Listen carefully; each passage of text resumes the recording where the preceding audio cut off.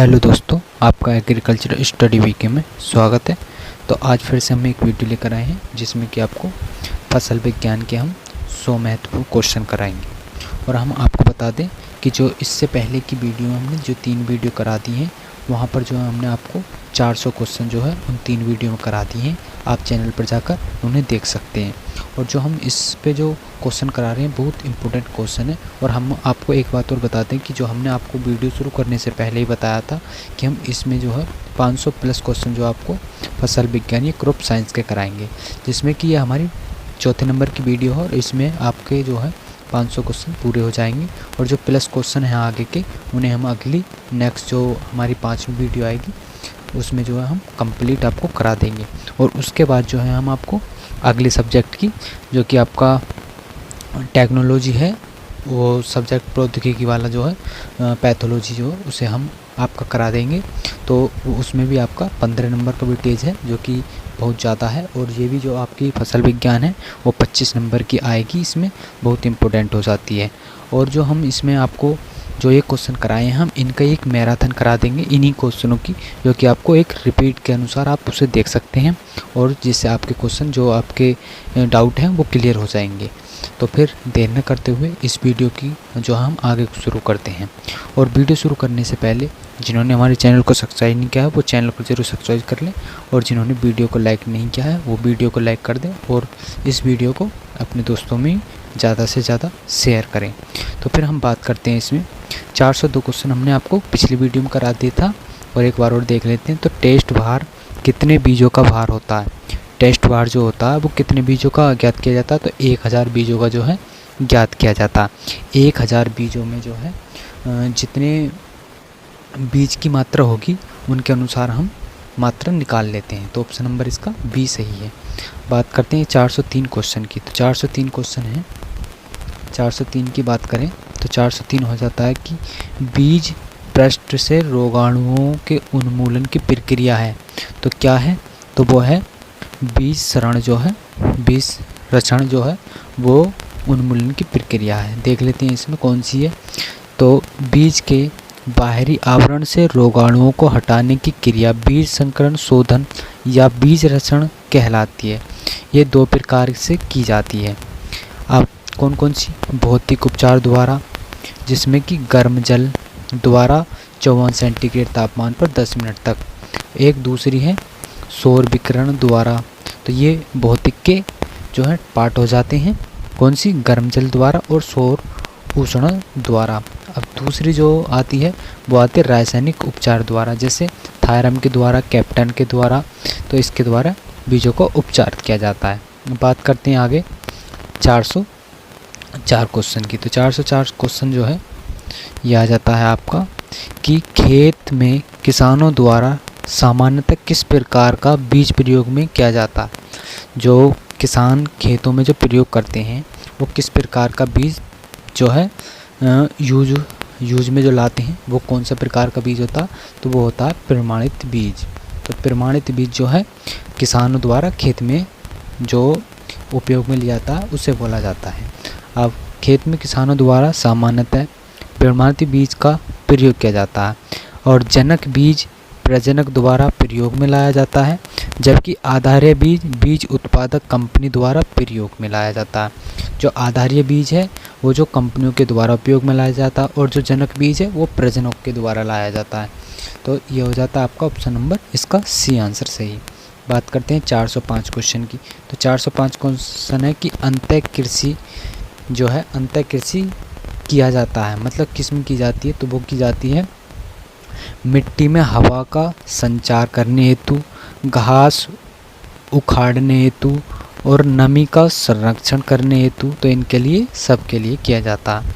अंत देखो, मिट्टी में हवा का संचार करने के लिए, घास उखाड़ने हेतु और नमी को संरक्षण करने हेतु इसके लिए जो है अंतः कृषि क्रियाएँ की जाती हैं। अब बात करते हैं 406 क्वेश्चन की। 406 क्वेश्चन है कि बचाव फसल के रूप में प्रयोग होने वाली फसल कौन सी है? तो बचाव फसल के रूप में कौन सी फसल को जाना जाता है? तो वो जाना जाता है कुसुम को। अब किस प्रकार जाना जाता है उसे देख लेते हैं। तो बचाव फसल के रूप में प्रयोग होने वाली फसल कुसुम है।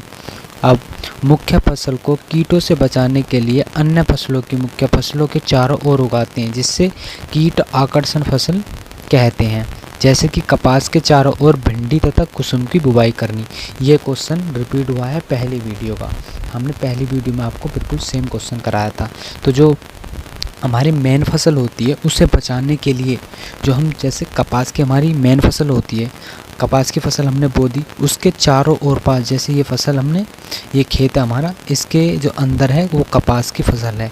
अब इसके अगर हमें कपास की फसल बचानी है तो इसके चारों ओर जो हम भिंडी या कुसुम की फसल लगा देंगे, जिससे जो भी आक्रमण, जो कीट आक्रमण करेंगे वो भिंडी को और कुसुम को करेंगे, जो कि हमारी कपास की फसल है वो सेफ हमारी बच जाएगी। बात करते हैं आगे 407 क्वेश्चन की। तो 407 क्वेश्चन है कि गेहूं अनुसंधान निर्देशालय कहाँ स्थित है। तो आपको सबको पता होगा कि कहाँ स्थित है, तो करनाल में स्थित है।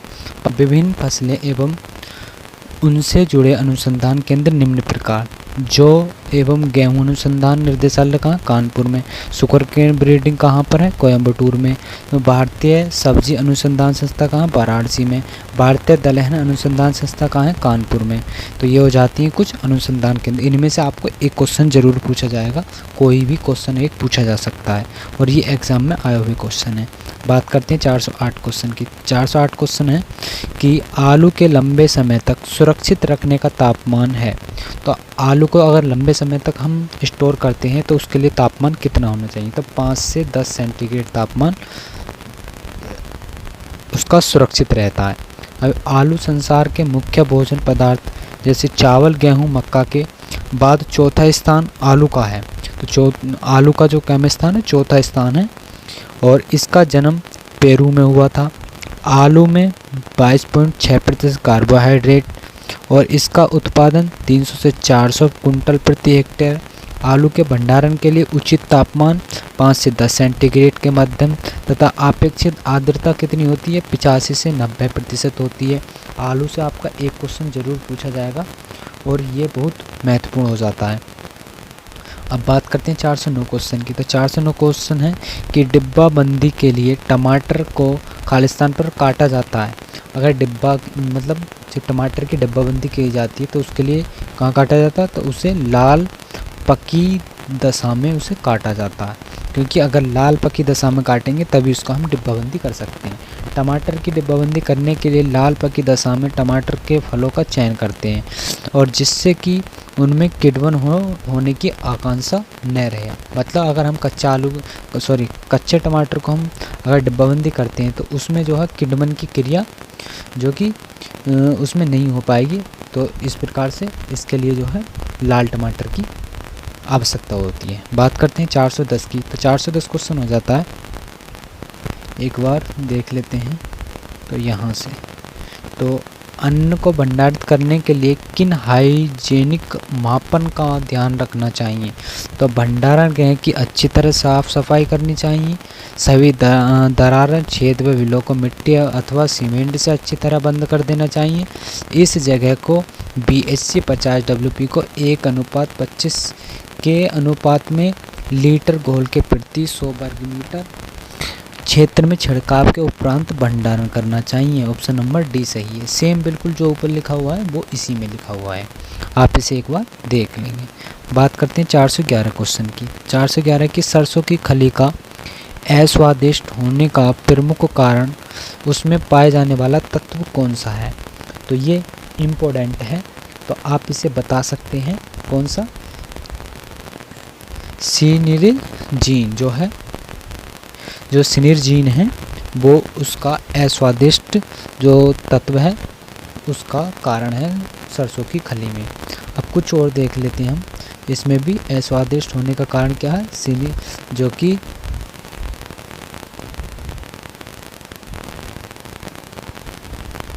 सिनिरजीन जो है उसका तत्व है। अब कुछ और फसलों में देख लेते हैं, जैसे मूली हो जाती है आइसोथायोसाइनेट, मिर्च हो जाता है कैप्साइसिन के कारण, प्याज होता है एलाइल प्रोपाइल डाइसल्फाइड, लहसुन हो जाता है एलिसिन के कारण। और ये क्वेश्चन हमने पहली वीडियो में करा दिया था। तो अब बात करते हैं आगे 412 हो जाता है कि सूरजमुखी की संकर प्रजाति कौन सी है। तो सूरजमुखी की जो संकुल प्रजाति है वो हो जाती है सूर्य। और देख लें सूरजमुखी संकुल प्रजाति तो मॉडर्न पैराडोबिकी सूर्य, जबकि शंकर किस्में कौन सी है, ज्वालामुखी हो जाती है, दिव्यामूर्ति और जी लक्ष्मी आदि हो जाती हैं। बात करते हैं 413 क्वेश्चन की। तो 413 क्वेश्चन है, निम्न में से कौन सी फसल गेहूं के साथ मिश्रित फसल के रूप में बोई जाती है। तो कौन सी फसल है जो मिश्रित के रूप में बोई जाती है, वो जो बोई जाती है सरसों। जैसे गेहूं के साथ चना, मटर, जो सरसों की अतिरिक्त आजकल आलू, गन्ना भी बोया जा रहा है। गन्ने के साथ गेहूं बोने के लिए गन्ना अक्टूबर में बोते हैं, और गन्ने की 2 कतारों के बीच में 2 या 3 कतारें गेहूं की बो देते हैं, और आलू की 2 कतारों के बीच में 1 कतार गेहूं बोते हैं। गेहूं में 10 लाइन के बाद 1 लाइन सरसों की बोई जाती है, क्योंकि 10:1 में जो है हम सरसों और गेहूं की बुवाई कर सकते हैं। तो इसका ऑप्शन नंबर सी सही हो जाता है। बात करते हैं 414 क्वेश्चन की। तो 414 क्वेश्चन हो जाता है कि फसल चक्र के लिए प्रभावी कारक कौन सा है। तो फसल चक्र के लिए प्रभाव कौन सा है, तो वो मृदा हो जाती है, जलवायु हो जाती है, सिंचाई का प्रबंध। ऑप्शन नंबर डी इसका सही है।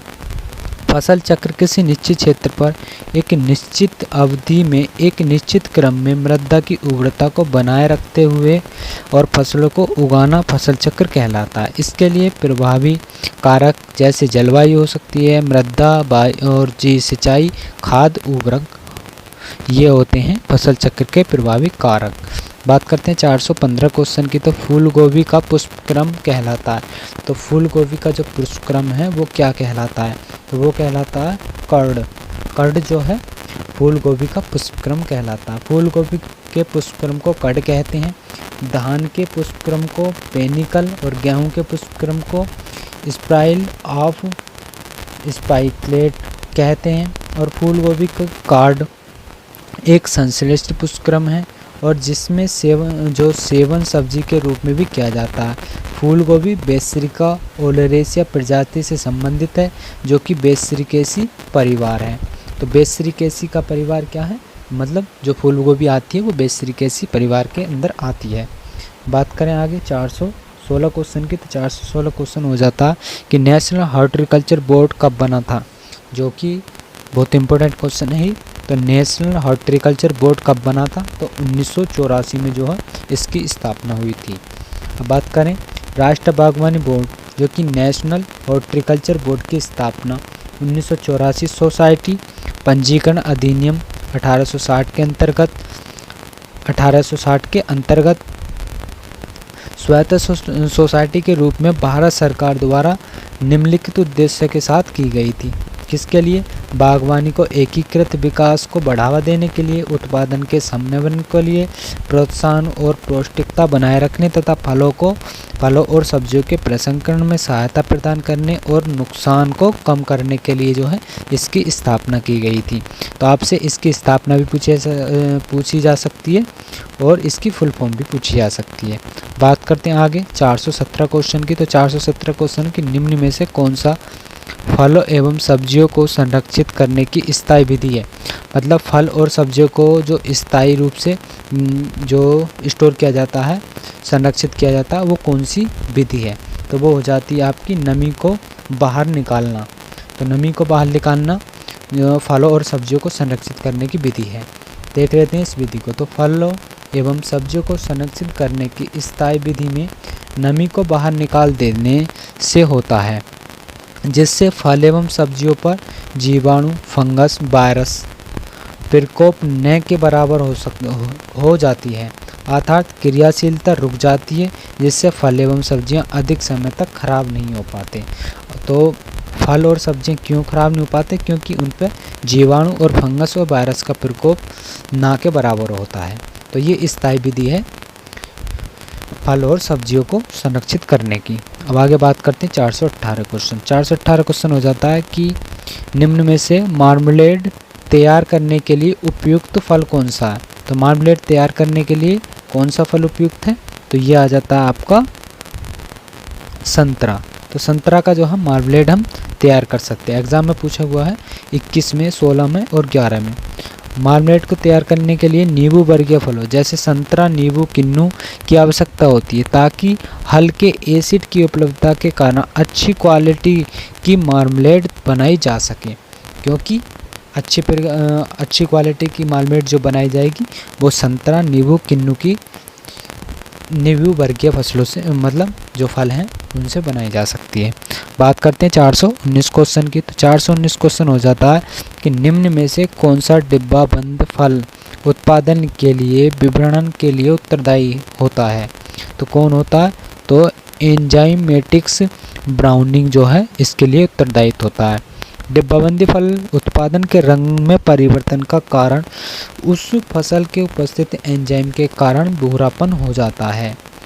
बात करते हैं 420 क्वेश्चन की। 420 क्वेश्चन है कि रिफ्रैक्टोमीटर का प्रयोग खालिस्तान के निर्धारण में करते हैं। तो किसके लिए करते हैं रिफ्रैक्टोमीटर का, तो उसका करते हैं TSS,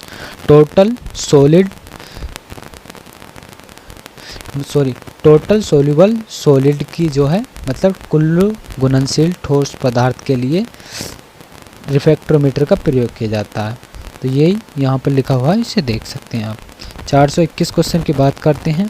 तो आंवला के रस को संरक्षित करने के लिए संरक्षी पदार्थ प्रयोग में करते हैं। तो किसके लिए प्रयोग करते हैं, तो पोटेशियम मेटाबाइसल्फाइड का प्रयोग जो है आंवले के रस को संरक्षित करने के लिए किया जाता है। आंवले के रस को संरक्षित करने के लिए पोटेशियम मेटाबाइसल्फेट संरक्षित पदार्थ का प्रयोग करते हैं। और रंगीन फल जूस को संरक्षित करने के लिए सोडियम बेंजोएट का प्रयोग करते हैं। रंगीन फल के लिए किसका करते हैं, सोडियम बेंजोएट का प्रयोग। और आंवले के रस के लिए पोटेशियम मेटाबाइसल्फेट प्रयोग में करते हैं। 422 क्वेश्चन की बात करें। बीज में फाइट्रिक अम्ल और फाइट्रीन के रूप में भंडारित होने वाला पोषक तत्व जाना जाता है। तो कौन सा जाना जाता है, फास्फोरस जो है जाना जाता है। बीजों में फाइट्रिन अम्ल और फाइटिनिक के रूप में भंडारित होने वाला पोषक तत्व फास्फोरस के नाम से जाना जाता है। बात करते हैं 423 क्वेश्चन की। तो फल एवं सब्जियों में मोमोरीकरण करता है। फलों एवं सब्जियों में मोमोरीकरण करता है, तो क्या करता है, वो करता है श्वसन एवं बाष्पोत्सर्जन की दर की कमी जो है फलों में सब्जियों में मोमोरीकरण करता है। फल एवं सब्जियों में मोमीकरण द्वारा फल एवं सब्जियों के ऊपर मोम की एक परत चढ़ा दी जाती है, जिसके कारण फल एवं सब्जियों के श्वसन एवं बाष्पोत्सर्जन दर में कमी हो जाती है, जिससे कि जल्दी सूखता नहीं है। इस कारण अधिक समय तक चलाया जा सकता है। जैसे कि अब मार्केट में सेब आते हैं, तो सेब के ऊपर जो है मोम की परत चढ़ा दी जाती है, जिससे वो अच्छा भी लगता है, देखने में अत्यंत सुंदर भी लगता है और वो जल्दी सूख भी नहीं पाता है। तो ये जो है मोमोरीकरण उसे ही बोला जाता है। और इसके लिए हम सब्जियों में भी यूज़ करते हैं और फलों में भी करते हैं और सब्जियों दोनों में यूज़ इसे करते हैं। बात करते हैं 424 की। 424 है कि डिब्बाबंदी के लिए टमाटर पर काटा जाता है। क्या काटा जाता, तो लाल पकी दशा, बिल्कुल ऊपर क्वेश्चन करा दिया है, ऑप्शन नंबर डी इसका सही है। बात करते हैं 425 क्वेश्चन की। तो 425 क्वेश्चन हो जाता है इसका। तो देख लेते हैं, टमाटर केचप बनाने में निम्नलिखित में से किस प्रकार के परीक्षण का प्रयोग किया जाता है। तो इसके लिए प्रयोग किया जाता है सोडियम बेंजोएट का प्रयोग किया जाता है टमाटर का केचप बनाने के लिए। आप केचप बनाते कैसे हैं इसे देख लेते हैं थोड़ा सा। तो इसे देखने के लिए यहाँ पर जाते हैं। टमाटर केचप बनाने के लिए सोडियम बेंजोएट व एसिटिक एसिड परीक्षण के रूप में इस्तेमाल किया जाता है। सिट्रिक अम्ल मुख्यतः आचार में परिरक्षण के रूप में कार्य करता है। आचार में नमक भी परिरक्षण का कार्य करता है और साइट्रिक अम्ल जैम में भी प्रयुक्त किया जाता है। पोटेशियम मेटाबाइसल्फेट स्क्वेस में परीक्षण के रूप में प्रयोग में किया जाता है। तो ये जो है सोडियम बेंजोएट और एसिटिक परीक्षण, जो एसिड है परीक्षण के इस्तेमाल में किया जाता है। सिट्रिक अम्ल आचार के रूप में प्रयोग किया जाता है और आचार में नमक भी परिरक्षण के रूप में, साइट्रिक अम्ल जैम में प्रयुक्त की जाती है और पोटेशियम मेटाबाइसल्फेट ये स्क्वेशन में परीक्षण के रूप में प्रयोग में इसे करते हैं। बात करते हैं 426 क्वेश्चन की। तो जेली को सुरक्षित रखने के लिए उसमें मिलाते हैं। जेली जो होती है अगर उसको सुरक्षित रखा जाता है तो उसके लिए उसमें क्या मिलाया जाता है, तो चीनी की मात्रा मिलाई जाती है उसमें। तो जेली की सुरक्षित रखने के लिए उसमें चीनी मिलाते हैं यह पेक्टिन और एसिड युक्त फलों के निर्मित जलीय रस को शर्करा के साथ एक निश्चित अवधि तक उबालकर तैयार की जाने वाला पदार्थ है। ठंडा होने पर आर्द्र ठोस की अवस्था में हो जाता है। इसमें कुल ठोस विलेय पदार्थ जो होता है 65%, जेली में 68% शर्करा की उचित होता है और जी जो खराब होने से बचाता है। जो 68% शर्करा होती है वो खराब होने से जो है जेली को बचा लेती है। बात करते हैं 427 क्वेश्चन की। जेली बनाने के लिए सबसे उपयुक्त फल कौन सा है? तो जेली बनाने के लिए जो सबसे उपयुक्त फल है वो कौन सा है? तो सबसे उपयुक्त जो फल है वो हो जाता है आपका अमरूद। अमरूद जो हो जाता जेली बनाने के लिए सबसे उपयुक्त हो जाता है। अब बात करें आगे, तो अमरूद जेली बनाने के लिए सबसे उपयुक्त फल है क्योंकि इसमें पेक्टिन की मात्रा सर्वाधिक पाई जाती है। सबसे अधिक जो पेक्टिन की मात्रा किसमें पाई जाती है? अमरूद में पाई जाती है। ऐसे फलों को जेली के लिए चुनना चाहिए क्योंकि सुगंध और पेक्टिन एवं एसिड प्रचुर मात्रा होता है इसमें। बात करते हैं 428 क्वेश्चन की। तो केनिन के पिता कहे जाते हैं। तो केनिन के पिता क्या कहे जाते हैं? तो एन एपर्ट्स कहा जाता है। केनिन के पितामह फ्रांस के वैज्ञानिक निकोलस एपर्ट्स कहे जाते हैं। तो केनिन फल एवं सब्जियों की डिब्बाबंदी में भरने की आवश्यकता प्रथम विश्व युद्ध के समय मित्र राष्ट्रों का सेनाओं को युद्ध स्थल तक खाद्य पदार्थ के भोजन के रूप में जो है एन एपर्ट्स के द्वारा दी गई थी। जब प्रथम विश्व युद्ध हुआ था उस समय जो है केनिन का प्रयोग किया गया था डिब्बाबंदी के रूप में, फल और सब्जियों का डिब्बाबंदी भरने में। बात करते हैं आगे 429 क्वेश्चन की। 429 क्वेश्चन है, आंवले में नमक के घोल में कितने दिन तक रखा जा सकता? तो आंवले को जो है नमक के घोल में कितने दिन तक रखा जा सकता? तो 75 दिन तक उसे रखा जा सकता है।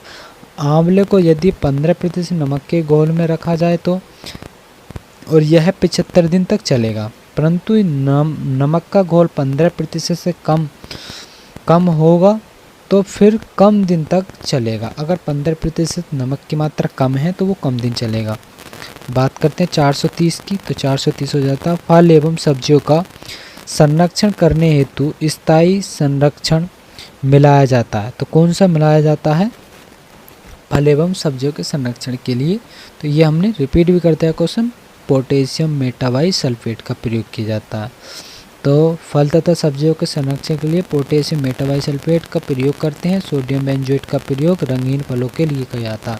तो रंगीन फलों के लिए सोडियम बेंजोएट प्रयोग किया जाता और फल एवं सब्जियों के संरक्षण के लिए पोटेशियम मेटाबाइसल्फेट प्रयोग में लाते हैं।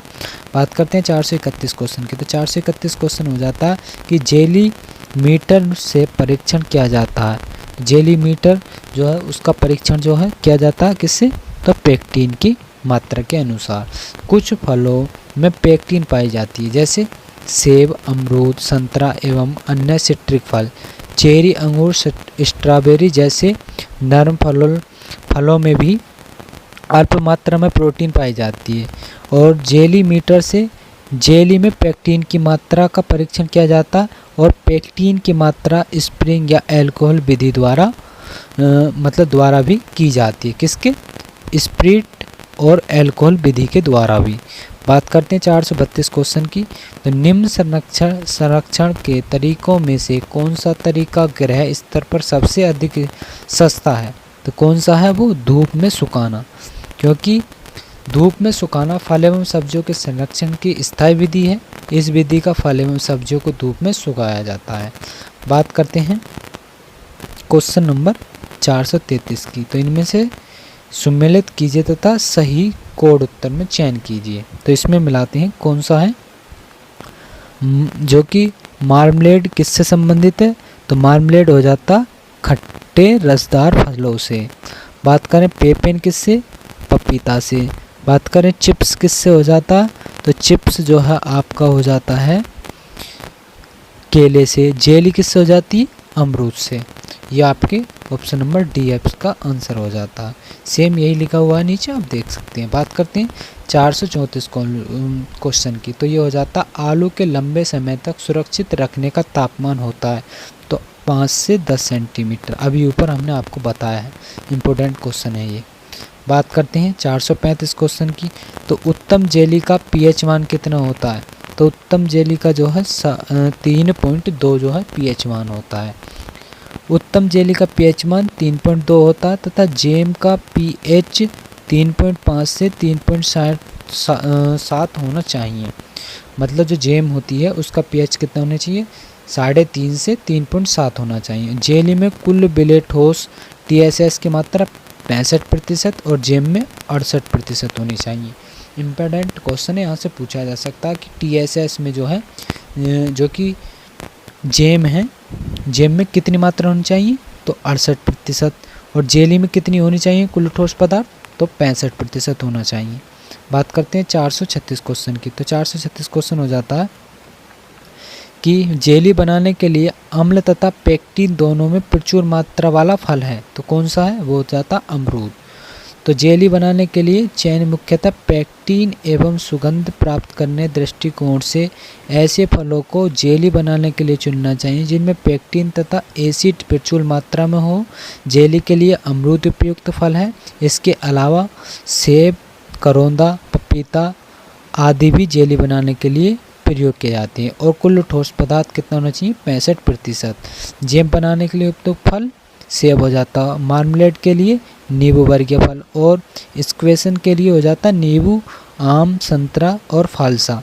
ये हो जाते हैं जेली बनाने और जेम बनाने के लिए। बात करते हैं 437 क्वेश्चन की, तो 37 क्वेश्चन हो जाता मेमोरीकरण फलों को भंडारण क्षमता बढ़ाता है क्योंकि यह अवरोधिता करता है। तो इसके लिए कौन करता है? तो उपरोक्त सभी, सूखा भी, श्वसन भी, पकाना भी।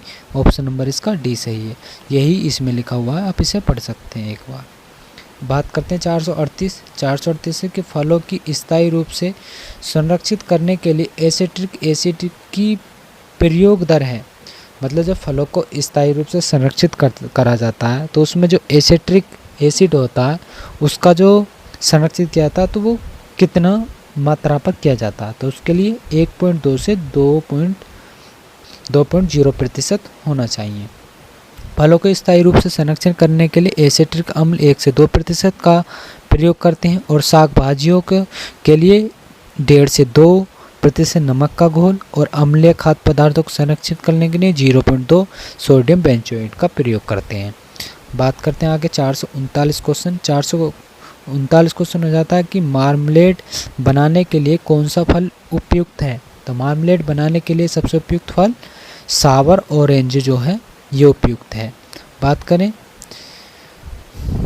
इसके ऑप्शन की, तो इसमें ऑप्शन है मार्मलेड एक प्रकार की जेली होती है जिसमें फल अथवा उनके छिलके को बारीक पट्टियों में काटकर मिला दिया जाता है। यह हमेशा नींबू प्रजातियों के फलों से तैयार किया जाता है। यह अर्ध पारदर्शी होता है। यह जार में ठंडी अवस्था में भरा जाता है, 24 घंटे के उपरांत बंद करते हैं।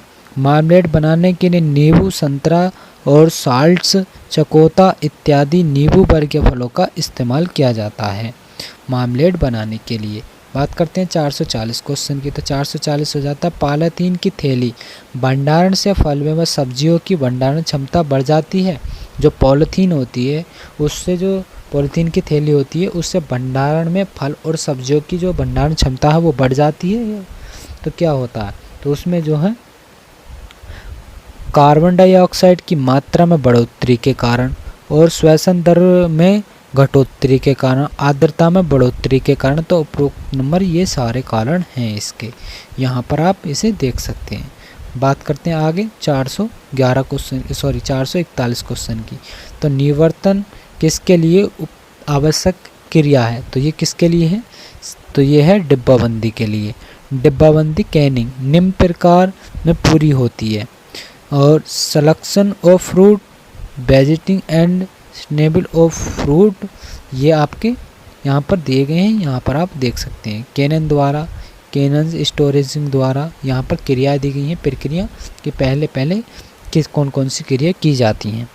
बात करते हैं 42 क्वेश्चन की। तो 42 क्वेश्चन हो जाता है आपका कि फलों को जेली बनाने में सामान्यतः किस अम्ल का उपयोग किया जाता है। तो फलों को जेली बनाने के लिए तो किस अम्ल का प्रयोग किया जाता, तो वो किया जाता है साइट्रिक अम्ल का। ऑप्शन नंबर इसका ए सही है।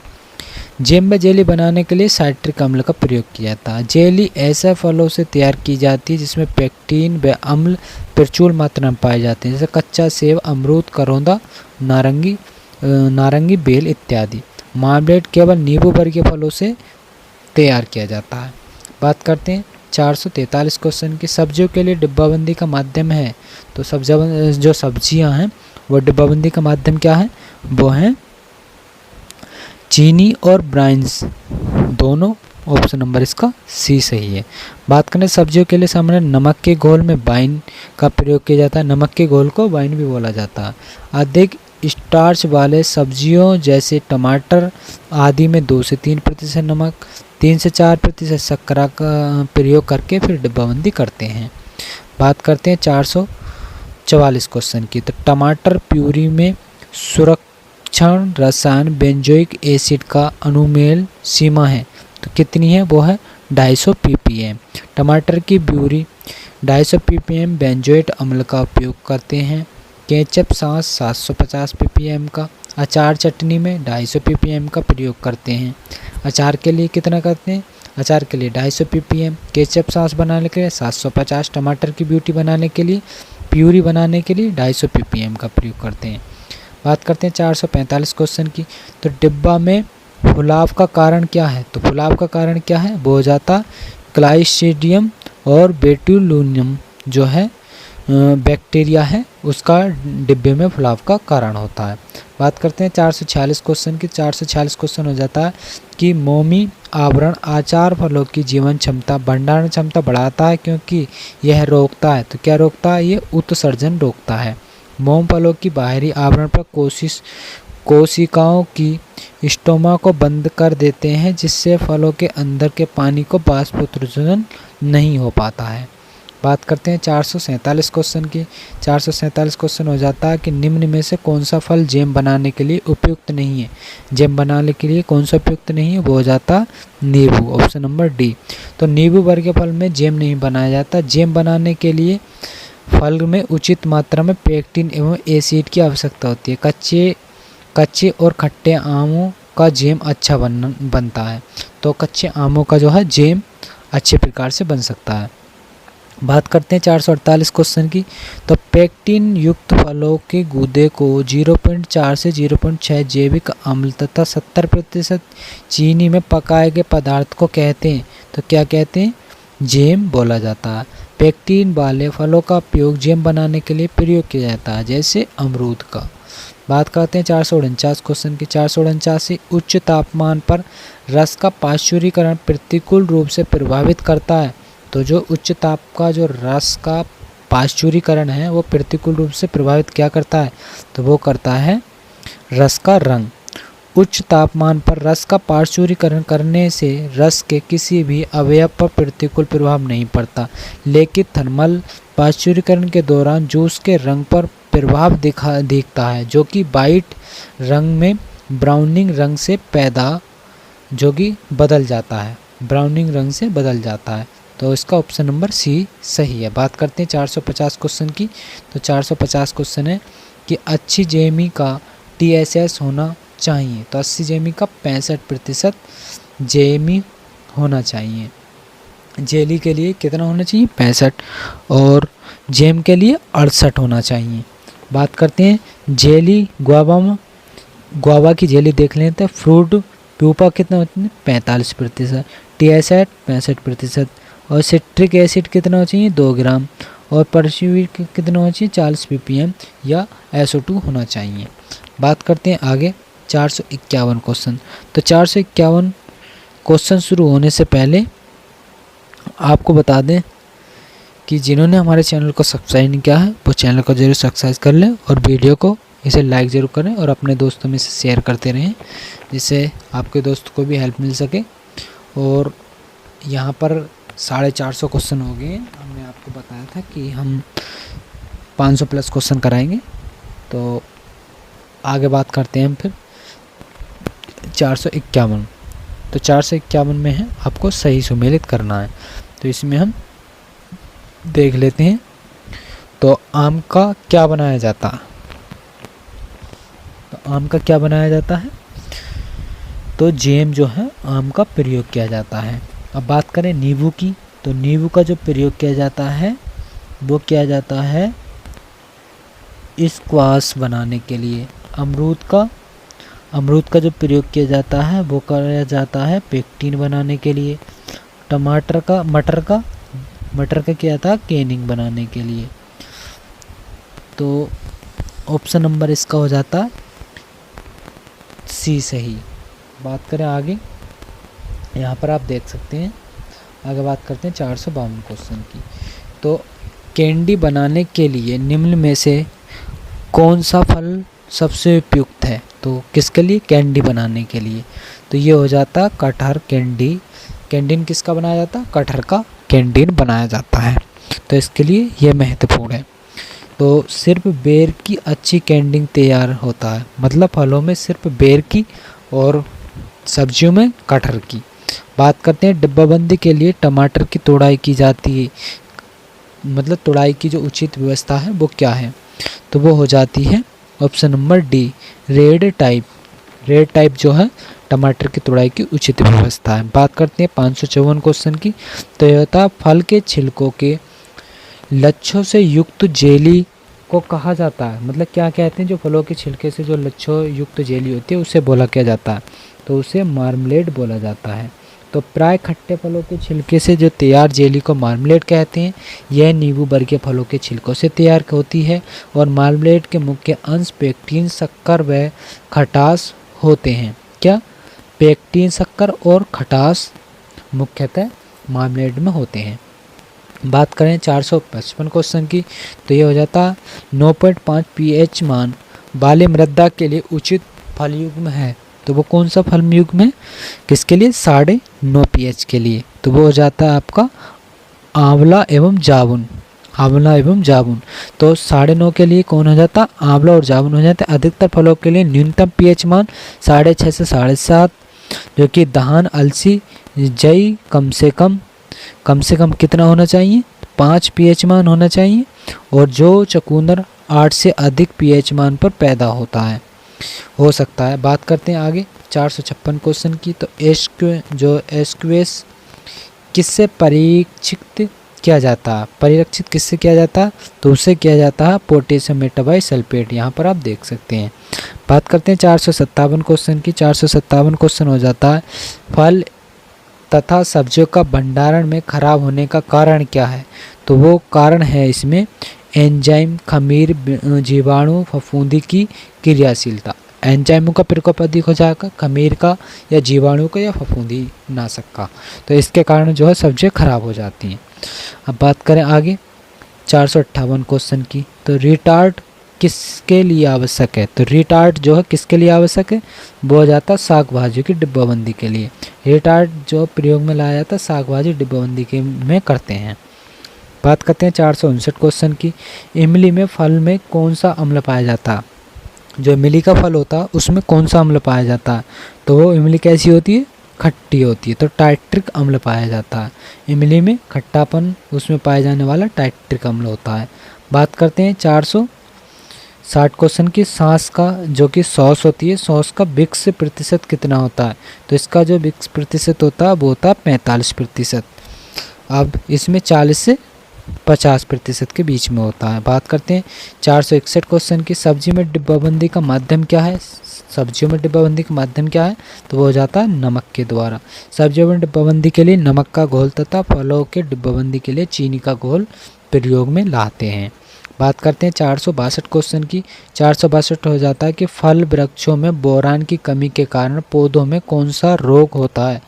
फल वृक्षों में बोरान की कमी के कारण पौधों में कौन सा रोग उत्पन्न हो जाता है? तो वो हो जाता आंतरिक ऊतक क्षय रोग। आंवला के फल वृक्षों में बोरान नामक पोषक तत्व के कारण आंतरिक ऊतक रोग होता है। इसके नियंत्रण के लिए बोरान नामक सूक्ष्म तत्व का छिड़काव करते हैं, जिससे कि आंतरिक ऊतक का रोका जा सकता है। बात करते हैं 463 क्वेश्चन की। तो टमाटर के केचप में प्रयोग होने वाला संरक्षण रसायन का नाम बताइए। टमाटर में जो केचप में जो प्रयोग किया जाता है, कौन सा रसायन संरक्षण के लिए प्रयोग में लाते हैं? सोडियम बेंजोएट, जो कि 0.6% प्रयोग में लिया जाता है। बात करते हैं 464 क्वेश्चन की। तो ये हो जाता है फल एवं शाक भाजी डिब्बाबंदियों में वायु निष्कासन का तापमान कितना होता है? तो ये होता है 80 से 82 सेंटीग्रेड तापमान होता है। फल तथा शाक भाजी डिब्बाबंदी के लिए वायु का निष्कासन 80 से 82 सेंटीग्रेड जो है तापमान होता है।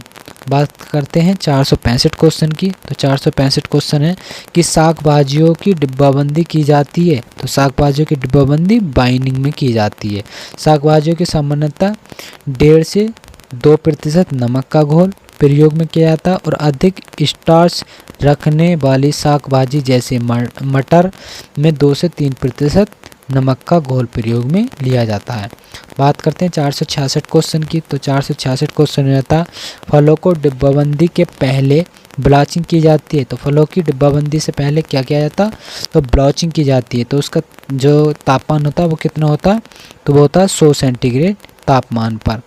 फलों की डिब्बाबंदी के पहले ब्लाचिंग अर्थात डिब्बे में उपस्थित जीवाणु विषाणुओं को नष्ट करने की क्रिया 100 सेंटीग्रेड तापमान पर की जाती है, जिससे फलों का अधिक समय तक सुरक्षित कर भंडारित किया जाता है। तो जो फलों में डिब्बा ब्लाचिंग किसे बोला जाता है? ब्लाचिंग उसे बोला जाता है जो कि उसमें डिब्बाबंदी करने से पहले जो वो उस डिब्बे के जीवाणु विषाणु को नष्ट करने की क्रिया को ब्लाचिंग बोला जाता है। 100 सेंटीग्रेड तापमान पर उसे गर्म कर नष्ट कर दिए जाते हैं। बात करते हैं 467 क्वेश्चन की। तो किस में मात्रा चीनी परीक्षण का काम करती है? तो किस में जो है चीनी परीक्षण का काम करती है? तो वो करती है मुरब्बे में। तो मुरब्बे में मात्र चीनी परीक्षण का काम करती है, जिससे मुरब्बा खराब नहीं हो पाता, अर्थात इसमें चीनी की मात्रा अधिक होती है क्योंकि जीवाणु और फंगस कार्य नहीं कर पाते हैं। बात करते हैं 468 की। तो फेजर का उपयोग किया जाता है। तो फेजर का प्रयोग किस में किया जाता है? तो डिब्बा बंद करने में। तो फेजर का उपयोग डिब्बाबंद करने में किया जाता है, जिससे फल एवं सब्जियों का डिब्बाबंदी ब्लाचिंग द्वारा किया जाता है। पुनः बाहरी हवा न जा सके बचाव के लिए फ्लेजर उपयोग में लिया जाता है। बात करते हैं 469 क्वेश्चन की। तो वो हो जाता है निम्न में से कौन सा रसायन फल द्वारा तैयार पदार्थ को परिरक्षण के उपयोग में लाते हैं? तो वो लाते हैं पोटेशियम मेटाबाइसल्फेट। रसायन द्वारा तैयार पदार्थ के परिरक्षण के लिए पोटेशियम मेटाबाइसल्फेट का प्रयोग करते हैं। रंगीन पेय पदार्थ में 100 लीटर लगभग 35 ग्राम सल्फाइड पर्याप्त में रहता है। बात करते हैं 470 क्वेश्चन की। तो ये हो जाता FPO के अनुसार जैम में न्यूनतम कुल घुलनशील जो कि ठोस पदार्थ होना चाहिए वो कितना होना चाहिए? वो 68% होना चाहिए। तो इसमें 68.5 जैम में होना चाहिए। TSS 45% फ्रूट प्यूपा होना चाहिए। 0.5% एसिड 100 ग्राम जो कि परसेंट प्रोडक्ट्स होना चाहिए। बात करते हैं आगे 471 क्वेश्चन की। तो ये हो जाता है पोटेशियम मेटाबाइसल्फाइड नहीं मिलाया जाता है। तो पोटेशियम मेटाबाइसल्फेट जो सल्फाइड है वो नहीं मिलाया जाता। तो वो किस में नहीं मिलाया जाता? वो फाल्सा स्केवेस में जो है नहीं मिलाया जाता है। तो वो क्यों नहीं मिलाया जाता? तो फाल्सा स्केवेस में संरक्षित करने के लिए पोटेशियम मेटाबाइसल्फेट का प्रयोग नहीं करते, क्योंकि इसमें पेय को यह रंगीन बना देता है। पेय को रंगीन बना देता है कौन? Potassium metabisulphide. अब इसका प्रयोग लेमन स्क्वेस में करते हैं। तो इसका प्रयोग किस में करते हैं? लेमन स्क्वेस में करते हैं। बात करते हैं 472 क्वेश्चन की। तो 472 क्वेश्चन है भंडारित अनाज में नमी की प्रतिशत अधिक नहीं होनी चाहिए। तो कितनी? भंडारित अनाज में नमी का प्रतिशत अधिक नहीं होना चाहिए। तो कितना 8 से 10% अधिक नहीं होना चाहिए। तो अनाज में नमी का अधिक जो प्रतिशत है 8 से 10 भंडारण करते समय होना चाहिए और नमी होने पर अधिक गोदाम के कीटों का प्रकोप होता है। बात करते हैं 473 क्वेश्चन की। तो 473 जो क्वेश्चन आपका वो हो जाता है, एक बार देख लेते हैं। 473 संरक्षित सब्जी उत्पादन तक लाभकारी है। तो ये हो जाता है आपका बेमौसमी उत्पादन करने के लिए। तो ठंडी जलवायु की फसल को गर्मी के दिनों या गर्मी जलवायु की फसलों को ठंडी के मौसम उगाना आता है। तो बेमौसम फसलों को उत्पादन संरक्षित खेती के अंतर्गत आता है।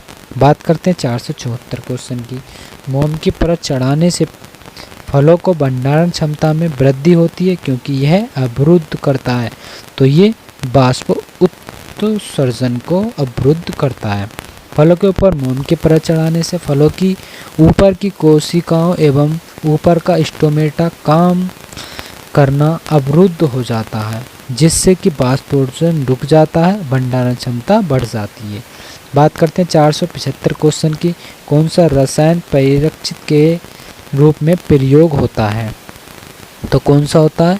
वो होता है potassium metabisulphite, sodium benzoate, acidic अम्ल। तो उपरोक्त सभी इसमें जो परिरक्षण के रूप में प्रयोग किया जाता है। यहीं ये लिखे हुए देख सकते हैं। बात करते हैं 476 क्वेश्चन की। तो 476 फल एवं शाकभाजी डिब्बाबंदी में वायु निष्कासन तापमान जो तापक्रम है वो कितना है? तो वो हो जाता है आपका 80 से 82 सेंटीग्रेड। रिपीट क्वेश्चन है, ऊपर बताया था। तो यहाँ पर देख सकते हैं फल एवं शाकहारी डिब्बाबंदी में वायु निष्कासन का तापमान 80 से 82 सेंटीग्रेड तापमान पर 7 से 10 मिनट तक किया जाता है। अच्छी तरह से निर्वातन से डिब्बों की कोरों और सीलों पर दाब कम हो जाता है। ऑप्शन नंबर 20 का सत्य है। बात करते हैं 477 क्वेश्चन की। 477 हो जाता है फसल चक्रों में कौन सा फसल चक्र मृदा पोषण के स्तर को बढ़ाता है? तो वो बढ़ाता है आपका मूंगफली और गेहूँ। मूंगफली एक तिलहनी फसल है जो कि 40 से 45% किस्म के अनुसार तेल, 22 से 25% प्रोटीन। यह दलहनी कुल की फसलों होने के कारण भूमि की उर्वरता शक्ति बढ़ाती है, क्योंकि इसके पौधे की जड़ों में नत्रजन एकत्रित होने वाले जीवाणु। मूंगफली के साथ गेहूं की खेती लाभदायक होती है और मृदा की उर्वरता को बढ़ाता है। बात करते हैं 478 क्वेश्चन की। तो ये हो जाता है भंडारित अनाज कीटों के नुकसान से बचाया जा सकता है यदि दाना नमी सीमा हो तो कितनी हो? 8 से कम होनी चाहिए, 10% से कम होनी चाहिए। बीजों के अंकुरण क्षमता बीज में नमी की मात्रा से सीधा संबंध। बीज भंडारण के समय बीजों में 8 से 10% नमी रहनी चाहिए। बीजों में नमी की मात्रा ज्ञात करने के लिए नम बीजों को 105 सेंटीग्रेड तापमान पर सुखाने के बाद फिर सूखे बीजों की मात्रा ज्ञात करते हैं तथा नमी प्रतिशत निकालते हैं। बीज अगर अधिक सूखे हों तो बीज के अंदर उपस्थित पौधे के सूक्ष्म रूप भ्रूण की मृत्यु हो जाती है। पौधे के जो सूक्ष्म रूप होते हैं उसमें भ्रूण की मृत्यु हो जाती है। तो इसका ऑप्शन नंबर ए सही है। बात करते हैं आगे 479 क्वेश्चन की। तो केंद्रीय कीटनाशी प्रयोगशाला किस शहर में स्थित है? तो केंद्रीय जो कीटनाशी प्रयोगशाला है वो किस शहर में स्थित है? वो है फरीदाबाद में। केंद्रीय कीटनाशी प्रयोगशाला 1971 फरीदाबाद में स्थापित की गई थी। कीटनाशी अधिनियम 1968 के अधीन कार्य करता है। कीटनाशी नमूनों की जांच की जाती है। बात करते हैं 480 क्वेश्चन की। तो 480 क्वेश्चन हो जाता है 480 क्वेश्चन की बात करें तो ये होता है एक कीट के शरीर के 3 अंग होते हैं। तो वो कौन कौन से होते हैं? जो एक कीट होता है उसके जो है 3 अंग होते हैं एक कीट के। तो वो कौन कौन से होते हैं? सिर, वक्ष, पेट। ऑप्शन नंबर ए सही है। अब देख लेते हैं यहाँ पर इसको कुछ इस प्रकार से। कीट की विशेषताएं। कीटों का शरीर 3 भागों में बटा होता है, जो सिर, वक्ष, उदर या पेट। विभाजित होता है। इनके शरीर का बाह्य कंकाल काइटिन नामक पदार्थ का बना होता है। ये लचीले होते हैं। अब बात करें, इनके वक्ष तीन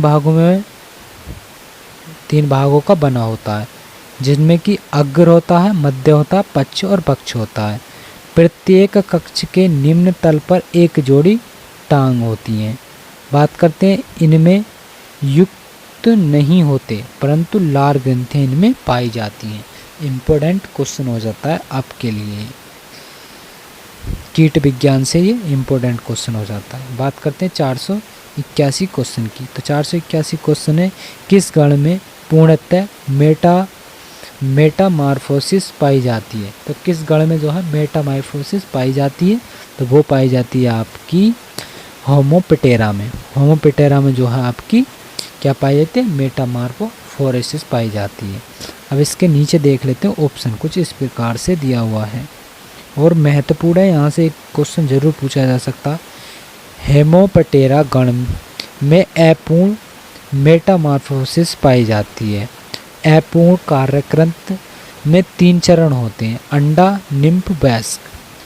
तो अपूर्ण जो कि कार्यक्रंथ को कई नाम से जाना जाता है, जैसे अर्धा कायांतरण होती है, प्रत्यक्ष कायांतरण होती है। ऐसे कायांतरण में विकास के क्रम में इजी अंडे से इम्प्योम बनता है।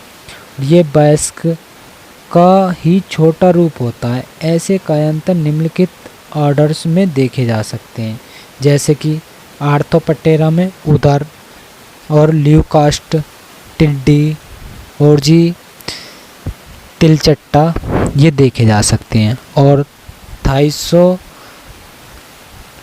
थाइसिनोप्टेरा में उदर और थिप्स देखा जा सका। हेटेरोप्टेरा में देखा जाता उदर और बक्स। और आइसोप्टेरा में दीमक देखी जा सकती है। हेमोप्टेरा में लीफ और एफिड देखा जा सकता है।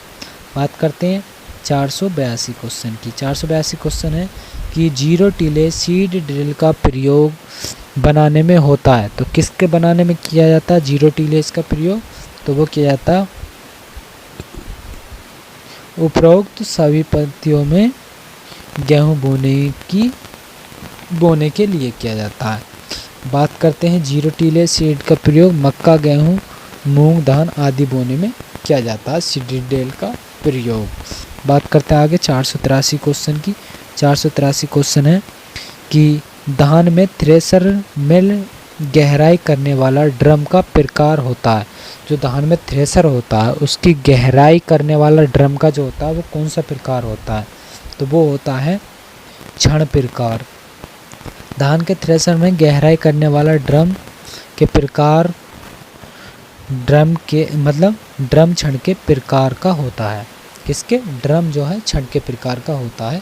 ऑप्शन नंबर इसका भी सही है। अगर आपको वीडियो पसंद आ रही हो तो इस वीडियो को ज़रूर लाइक कर दें और चैनल को सब्सक्राइब कर दें। अब देखते हैं आगे 484 क्वेश्चन। ग्रे आउट टेस्ट किसके लिए प्रयोग किया जाता है? तो ये किया जाता है बीज की आनुवंशिक शुद्धता के लिए। अब बीज की आनुवंशिक शुद्धता देख लेते हैं। ग्रे आउट टेस्ट एक परीक्षण है जो कि दिए गए बीज लाट की आनुवंशिक शुद्धता निर्धारण करने के लिए किया जाता है। बीजों की आनुवंशिक शुद्धता से तात्पर्य प्रभावकारी से है। यह बीज में वे सभी आनुवंशिक गण हैं जो कि ब्रीडर ने किस्म में रखे हैं, तो इसे जो है आनुवंशिक रूप से शुद्धता कहा जाता है, ग्रे आउट टेस्ट को। बात करते हैं 485 क्वेश्चन की। तो ये हो जाता है सबसे महंगे बीज की श्रेणी क्या है? तो सबसे महंगा जो बीज होता है वो कौन सा होता है? वो जनक बीज होता है, जिसे ब्रीडर बीज बोला जाता है। सबसे महंगे बीज की श्रेणी में न्यूक्लियर बीज और जनक सीड, आधारीय सीड और प्रमाणित बीज ये हो जाते हैं सबसे महंगे बीज। कौन से होते हैं? जनक। उससे फिर कम कौन से होते हैं? न्यूक्लियर। आगे देखेंगे तो आधारीय सीड, आगे देखेंगे प्रमाणित सीड भी। बात करते हैं 486 क्वेश्चन की। तो यह होता है पादप प्रजनन द्वारा विकसित किस प्रजाति के बीज को कहते हैं? तो पादप प्रजनन द्वारा विकसित कौन सी प्रजाति है जिसे बीजों को कहा जाता है? तो वो होती है प्रजनक बीज द्वारा। तो पादप प्रजनक द्वारा विकसित किसी प्रजाति के बीज को प्रजनक बीज कहते हैं। वह बीज जिसके उत्पादन का नियंत्रण पादप प्रजनकों द्वारा पादप प्रजनन से संबंधित कार्यक्रम के अंतर्गत किया जाता है। यह बीज अतः शुद्ध होता है और यह बीज नाभिकीय बीज द्वारा उगाया जाता है। बात करते हैं 487 क्वेश्चन की। तो किस बीज के लिए प्रमाणीकरण आवश्यक नहीं है? तो प्रमाणीकरण जो प्रमाणीकरण है उसके लिए आवश्यक कौन सा बीज नहीं है? तो वो है आपका प्रजनक बीज। तो प्रजनक बीज के लिए प्रमाणीकरण की आवश्यकता नहीं होती। प्रजनक बीज वह बीज होता है जो पादप प्रजनक अथवा किसी संस्था द्वारा उत्पन्न किया जाता है। यह बीज सीधे पादप प्रजनक की देख रेख में उत्पन्न किया जाता है। इस बीज में सबसे अधिक आनुवंशिक शुद्धता एवं उच्च गुणवत्ता होती है। बात करते हैं 488 क्वेश्चन की। 488 की एक उन्नत किस्म का जो प्रारंभिक बीज है उसका नाम से जाना जाता है। उसे किस नाम से जाना जाता है? तो उसे नाभिकीय बीज के नाम से जाना जाता है, न्यूक्लियस सीड के नाम से। अब इसे देख लेते हैं कुछ। यहाँ एक उन्नत किस्म का प्रारंभिक बीज नाभिकीय बीज के नाम से जाना जाता है। यह बीज बहुत ही अल्प मात्रा में प्राप्त होता है। इसमें वर्धन करके प्रजनक बीज तैयार किया जाता है। प्रजनक बीज से आधारीय बीज तैयार किया जाता है और आधारीय बीज से पंजीकृत बीज तैयार किया जाता है और भारत में यही बीज वर्ग प्रचलित में है। बात करते हैं 489 क्वेश्चन की। 489 क्वेश्चन हो जाता है आपका कि अंकुरण का प्रकार जिसमें बीज के कार्टिलिडियन भूमि के अंदर ही रह जाता है उसे बोला जाता है। तो उसे बोला जाता है हाइपोलॉजियल। तो हाइपोलॉजियल अंकुरण का एक ऐसा प्रकार है जिसमें बीजों को कार्टिलिडियन अंकुरण के द्वारा भूमि के अंदर रह जाते हैं। उदाहरण के लिए मक्का, धान, गेहूं, नारियल, मूंगफली, चना, मटर आदि। और ईपीजीएल अंकुरण में बीज के कार्टिलिडियन अंकुरण के दौरान भूमि के ऊपर आ जाते हैं, जैसे केस्टल, अरंडी, कपास, पपीता, प्याज आदि। बात करते हैं 490 क्वेश्चन की। उत्तर प्रदेश में सर्वाधिक क्षेत्रफल पर फसल चक्र है। तो उत्तर प्रदेश में जो सर्वाधिक क्षेत्रफल है वो फसल चक्र का कौन सा है? तो वो हो जाता है धान और गेहूं का। तो उत्तर प्रदेश में सर्वाधिक क्षेत्रफल कितना? 200% जो फसल चक्र गहनता है गेहूं और धान का है। बात करते हैं आगे 491 क्वेश्चन की। 491 है कि मक्का, आलू, राई, मूंग की फसल चक्र सघनता बताइए। तो इसमें जैसे कि हमने पीछे बताया था आपको, तो मक्का जुलाई से नवंबर, आलू प्लस राई नवंबर से मार्च तक, मूंग मार्च से जून तक। कुल वर्ष जो हो जाता है एक फसलों की संख्या कितनी हो जाती है? 3 हो जाती है। एक वर्ष गुणा 100 मल्टीप्लाई कर दो तो 300% निकल कर आ जाएगी। बात करते हैं इसका ऑप्शन कौन सा है? तो बी ऑप्शन इसका सही आंसर है। बात करते हैं 492 क्वेश्चन की। तो उटका के प्रभावी नियंत्रण हेतु अरहर की सह फसली खेती होनी चाहिए। तो वो होनी चाहिए आपकी ज्वार के साथ। उकटा के प्रभावी नियंत्रण हेतु अरहर की सह फसली खेती में ज्वार की फसल को सम्मिलित करना चाहिए, क्योंकि ज्वार की फसल में बनने वाला न्यूक्लिक अम्ल जिसे धुरीन उटका को बढ़ने से रोकता है। जिसको धुरीन उटका जो होता है उसे बढ़ने से रोक देता है। कौन सा? उटका। बात करते हैं आगे 493 क्वेश्चन की। 493 क्वेश्चन है कि जेली बनाने के लिए अम्ल तथा पेक्टिन दोनों में प्रचुर मात्रा होनी चाहिए। तो अमरूद में प्रचुर मात्रा होनी चाहिए। अब देख लेते हैं यहाँ पर कुछ इस प्रकार से है। तो अमरूद जेली के लिए फलों का चयन मुख्यतः पेक्टिन और सुगंध प्राप्त करने के लिए किया जाता है। ऐसे फलों को जेली के लिए चुनना चाहिए जिसमें पेक्टिन एवं एसिड प्रचुर मात्रा में हो। जेली के लिए अमरूद उपयुक्त फसल है। इसके अलावा सेब का करौंदा, पपीता आदि भी जेली बनाने के लिए किया जाता है और इसमें ठोस पदार्थ 65% होती है। जैम के लिए सेब, मार्मलेड के लिए नींबू वर्गीय और इसके लिए नींबू, आम, संतरा, फालसा प्रयोग में लाई जाती हैं। बात करते हैं 494 क्वेश्चन की। जेली की सुरक्षित रखने के लिए उसमें मिलाया जाता है। तो जेली को सुरक्षित रखने के लिए उसमें क्या मिलाया जाता है? तो चीनी की मात्रा मिलाई जाती है। रिपीट क्वेश्चन आप इसे देख सकते हैं। बात करते हैं आगे 495 क्वेश्चन की। 495 क्वेश्चन है कि नेशनल हॉर्टिकल्चर ब्यूरो ऑफ कहाँ बना है, तो 1984 में बना है। और जी नेशनल हॉर्टिकल्चर बोर्ड इसकी स्थापना कब हुई थी, 1984 में। अधिनियम 1860 के तहत इसका उद्देश्य क्या था, बागवानी को एकीकृत विकास को बढ़ावा देना, उत्पादनों में सामने करना, प्रोत्साहन और पौष्टिक बनाए रखने तथा फलों और सब्जियों के लिए प्रसंस्करण में सहायता प्रदान करना, नुकसान को कम करना है। बात करते हैं 496 की अन्न भंडारण के समय दानों में नमी की कितनी जो है प्रतिशत मात्रा होनी चाहिए, तो वो होनी चाहिए 10% से कम अनाज भंडारण के लिए। बात जिसमें फंगस लगने की संभावना नहीं रहती है दानों में। बात करते हैं 497 क्वेश्चन की। 497 है कि मूंगफली का सर्वाधिक उत्पादन करने वाला देश कौन सा है, तो सबसे ज़्यादा जो चीन में मूंगफली का उत्पादन किया जाता है। मूंगफली का सर्वाधिक उत्पादन चीन में किया जाता है और मूंगफली प्रति हेक्टेयर उत्पादन भारत में सर्वाधिक होता है। बात करते हैं 498 क्वेश्चन की। 498 क्वेश्चन है कि धान गेहूँ फसल प्रणाली मुख्य प्रणाली है तो कौन सी है, तो ये है उत्तरी भारत की।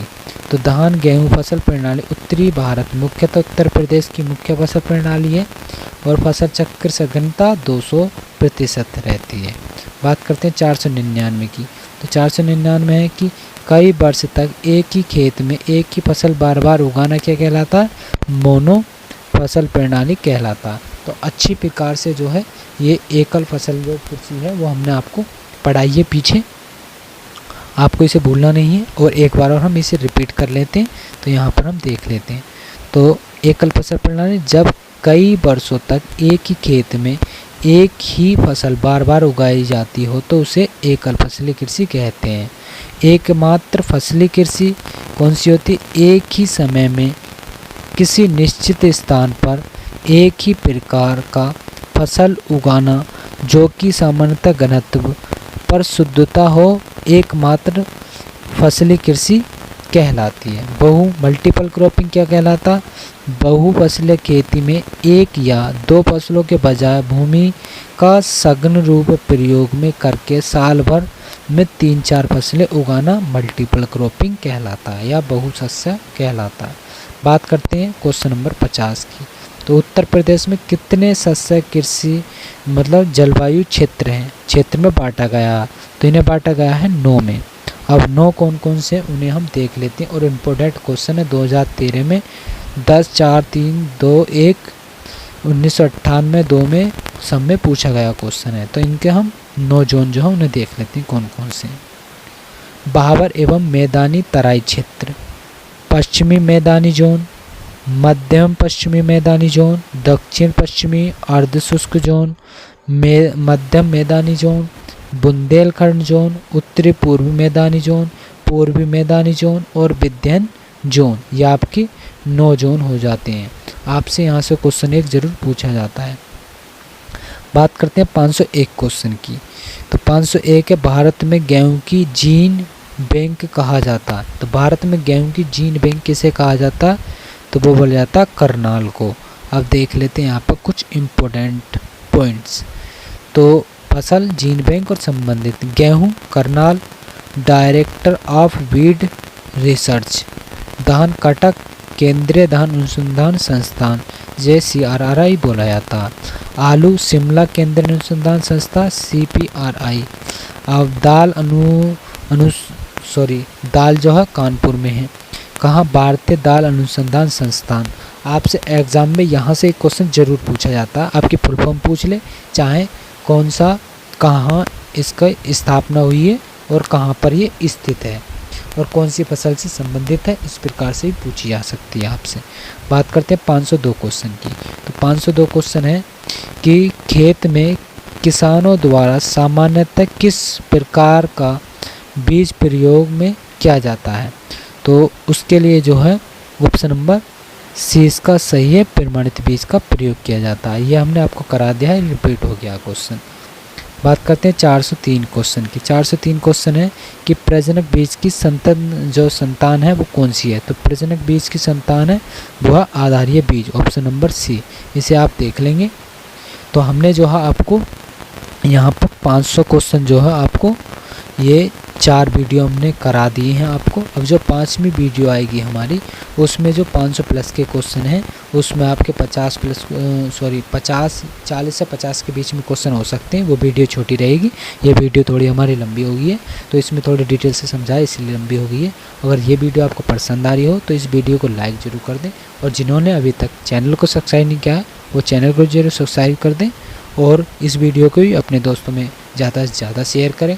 और हमने आपको पहले ही बता दिया है कि जो ये फसल विज्ञान के जो क्वेश्चन हैं, हमने 500 प्लस क्वेश्चन कराए हैं, इनकी हम एक वीडियो और लाएंगे मैराथन, जिनमें यही क्वेश्चन होंगे और इनको ही हम अच्छी तरीके से एक बार और रिवाइज मारेंगे, जिससे वो हमारे जो डाउट हैं वो क्लियर हो जाए।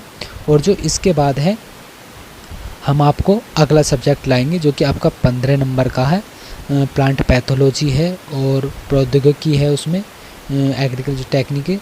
तो हम उसके लिए लाएंगे जो 15 नंबर का वेटेज है आपका। तो 25 नंबर की जो आपकी क्रॉप साइंस है इसमें हो जाएगी, और 15 नंबर का आपका वो हो जाएगा आपका, तो ये आपके हो जाएंगे 40 क्वेश्चन जो है मतलब 40 नंबर का आपका यहाँ से हो जाएगा। अब अगर आपको ये वीडियो पसंद आई हो तो इसे अपने दोस्तों में शेयर ज़रूर करें। तो फिर हम इसी तरह से मिलते हैं अपनी अगली नेक्स्ट वीडियो में।